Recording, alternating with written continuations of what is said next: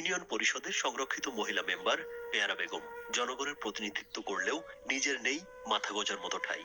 নড়বড়ে একটি টিনের ঘরে বসবাস করেন তিনি, যদিও ওই টিনের ঘরটি নিজের নয়, ভাড়া বাড়ি।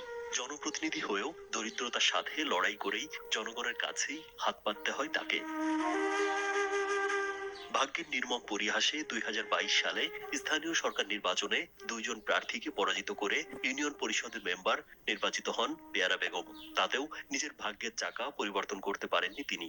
টানাপোড়েনের সংসারে কাঁধে রয়েছে প্রতিবন্ধী ছেলে ও অসুস্থ স্বামী। এমন অসহায় নেত্রীর জীবনযুদ্ধের গল্প কুমিল্লার নাঙ্গলকোট উপজেলার জোড্ডা পূর্ব ইউনিয়ন পরিষদের 7, 8 ও 9 নং ওয়ার্ড মেম্বার পেয়ারা বেগমের। 17 বছর ধরে শ্রীহাস্য বাজারের পাশে মোকরা ইউনিয়ন পরিষদের চান্দগাঁও গ্রামের মোহাম্মদ মোস্তফার জমিতে ঝুঁকিপূর্ণ একটি টিনের ঘরে প্রতিবন্ধী ছেলে পেয়ার আহমেদ সহ 4 সন্তান নিয়ে বসবাস করেন তিনি।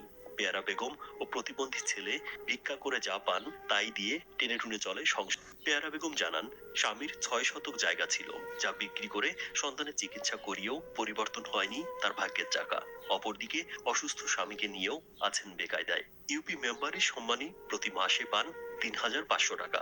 ওই টাকা থেকে 2,000 টাকা দিতে হয় ঘর ভাড়া। অন্যদিকে ছেলে প্রতিবন্ধী হলেও মেলেনি প্রতিবন্ধী ভাতা।